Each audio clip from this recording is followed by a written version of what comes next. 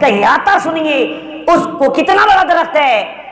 کہ 100 سال تک یاقوت کا گھوڑا دوڑتا رہے تو اس کے نیچے جو چھاؤں ہے وہ ختم نہیں ہوتی، اس کی حد نہیں ختم ہوتی، اتنا بڑا درخت۔ جب ایک درخت کا یہ عالم ہے، جتنی بار آپ سبحان اللہ کہیں گے اتنے درخت لگیں گے، تو جب جنت کے اندر آپ کا نام لکھ دیا جائے گا فلاں بن فلاں کے نام درخت ہے، تو پھر مجھے بتائے آپ کو جنت میں نکال کون سکتا ہے؟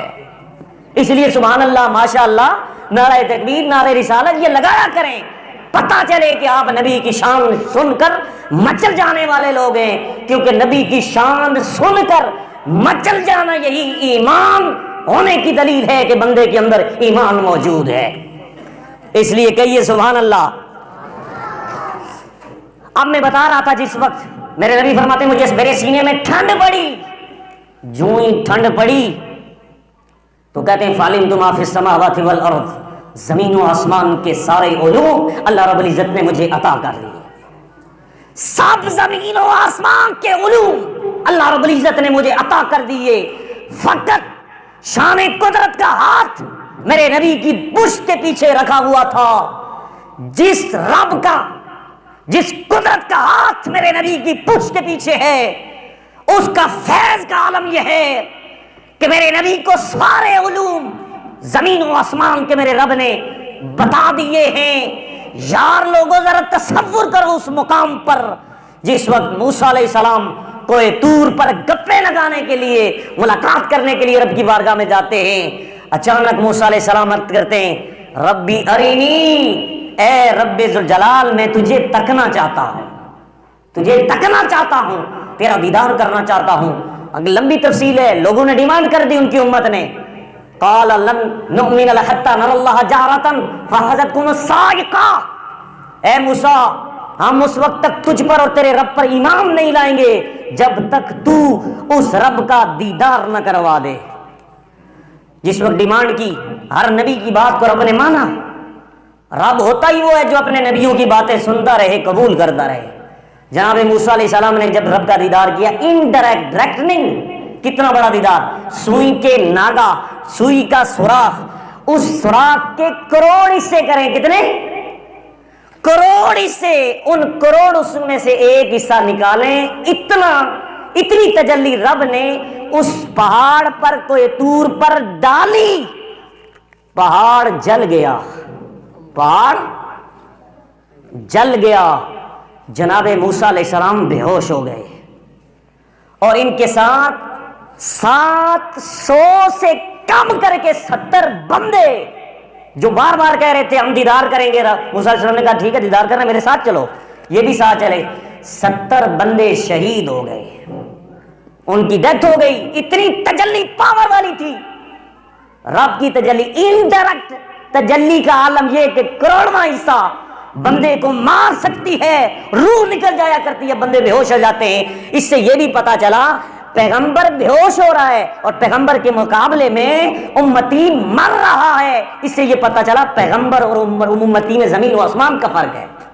یہ آپس میں مثل نہیں ہو سکتے۔ معاذ اللہ لوگوں نے کتابوں کے اندر لکھا نبی ہمارے مثل، امام الانبیاء کے بارے میں کہہ دیا، لیکن یاد رکھیے قرآن کی نصوص سے پتا چلا جب اللہ کے پیغمبر موسیٰ علیہ السلام اپنے امتی جیسے نہیں ہیں تو موسیٰ کے نبی جناب مصطفیٰ کریم علیہ الصلوۃ والسلام اپنے امتی جیسے کیسے ہو سکتے ہیں؟ تو سنیے، جس وقت بے ہوش ہوئے تو موسیٰ علیہ السلام کی آنکھ میں پاور کتنی آ گئی۔ انڈائریکٹ تجلی آپ ذہن میں رکھیں، ایک ڈائریکٹ کسی کو دیکھنا ہوتا ہے، ایک انڈائریکٹ تجلی وہ بھی پہاڑ پر، ڈائریکٹ اس بندے کو پیغمبر کو نہیں دکھائی گئی، موسیٰ علیہ السلام کو انڈائریکٹ تجلی سوئی کے ناگے کے کروڑے حصے کے مقدار کے مطابق موسیٰ علیہ السلام کی آنکھ میں نور کتنا آیا، پاور کتنی آئی۔ سنیے، یاد رکھیے، موسیٰ علیہ السلام کے بارے میں آتا ہے، حضرت ابو ہریرہ رضی اللہ تعالیٰ عنہ حدیث کے راوی ہیں، جس وقت رسول اکرم صلی اللہ علیہ وسلم نے قرآن مجید کی یہ آیات پڑھی، فلما تجلی ربہ للجبل جعلہ دکا وحر موسیٰ صعیقا، کہ جب موسیٰ علیہ السلام طور پر تھے اور دیدار مانگ رہے تھے، دیدار سے انکار ہو گیا تو ایک تجلی کا ظہور پہاڑ پر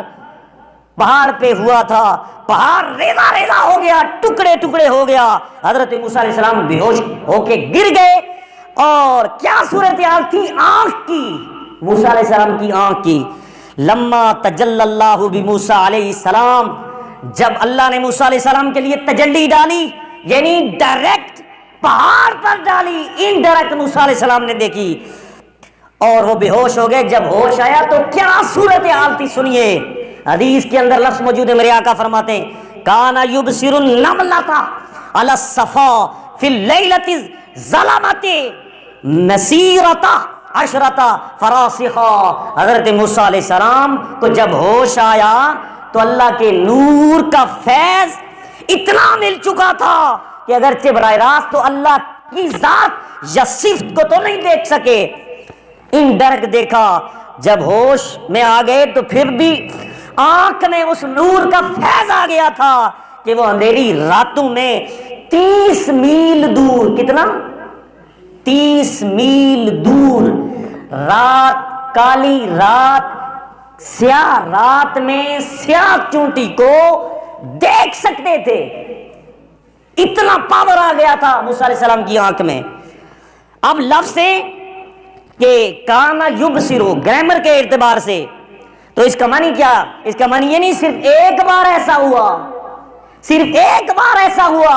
کہ اسی وقت ہی عین کچھ وقت کے لیے، کچھ ٹائم کے لیے ان کی آنکھ میں یہ فیض آ گیا کہ 30 میل تک رات کو ہی سیاہ چونٹی کالی پہاڑی پر وہ دیکھ لیتے تھے۔ نہیں، کہا جب وہ چاہتے تھے دیکھ لیتے تھے، کانا یبصرو، جب وہ چاہتے تھے موسیٰ علیہ السلام تو دیکھ لیتے تھے۔ حضرات محترم، جب موسیٰ کی یہ شان ہے تو اس کی آنکھ کا عالم یہ ہے، تو موسیٰ کے بھی جو نبی ہیں جناب محمد رسول اللہ، انہوں نے رب کو تو انڈائریکٹ، قرآن کہتا ہے ما زاغ البصر وما طغى، میرا نبی تو بے ہوش ہی نہیں، وہ ٹک ٹکی باندھ کر رب کو دیکھ رہا تھا، ٹکٹکی باندھ کر، آنکھ بھی نہیں چپکی میرے نبی کی، میرے نبی رب کا دیدار کر رہا تھا۔ حضرات محترم، یہ میرے نبی کی شان ہے، میرے نبی پر راشا بھی نہیں طاری ہوا، میرے نبی پریشر میں بھی نہیں آئے، میرے نبی بے ہوش بھی نہیں ہوئے۔ اس لیے یہاں پر موسیٰ علیہ السلام بے ہوش ہو گئے، پتہ یہ چلا موسیٰ بے ہوش ہوئے انڈائریکٹ میں، میرے نبی بے ہوش نہیں ہوئے، لطف مل رہا تھا۔ اس سے یہ پتہ چلا نبیوں میں بھی میرا نبی اعلیٰ ہے، نبیوں جیسا بھی میرا نبی نہیں ہے تو امتی جیسا کیسے ہو سکتا ہے۔ حضرت محترم آگے چلیے، دیکھنے کے حوالے سے ہماری یہ آخری حدیث تھی۔ اب چکھنے کی قوت میرے نبی کی کتنی ہے، چکھنے کی، ٹیسٹ، ذائقہ، عربی کے اندر بھی یہ ذائقہ کا لفظ استعمال کیا جاتا ہے۔ سنیے، چکھنے کی قوت کے حوالے سے میرے نبی کی شان بڑی نرالی تھی۔ بیہقی شریف کے اندر دلائل النبوت کے اندر اس روایت کو سنن ابو داؤد شریف کے اندر بھی روایت کیا گیا، مشکات شریف کے صفحہ 540 پر روایت موجود ہے۔ میرے نبی علیہ الصلوۃ والسلام کو ایک کھانے کی دعوت دی گئی، ایک کھانے کی دعوت دی گئی۔ جب اس گھر میں تشریف لے گئے تو حدیث کے اندر آتا ہے فوضع یدہ ثم وضع القوم، آپ نے بھی کھانے پر ہاتھ رکھا اور قوم نے جو صحابہ ساتھ تھے انہوں نے بھی کھانے پر ہاتھ رکھا۔ صحابہ کہتے ہیں فاکلو، صحابہ کہتے ہیں ہم کھا رہے تھے، لیکن رسول اکرم صلی اللہ علیہ وسلم نے جو پہلا لقمہ، پہلا نوالا منہ میں ڈالا، منہ کے اندر ہی اس کو حرکت دے رہے تھے میرے نبی، اس نوالے کو اپنے منہ کے اندر ہی حرکت دے رہے تھے۔ صحابہ کہتے ہیں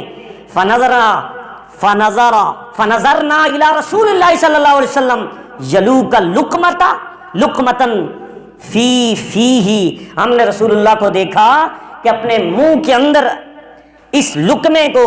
گردش دے رہے تھے، جو پہلا لقمہ تھا میرے نبی ڈالے ہوئے تھے اس کو الگ سے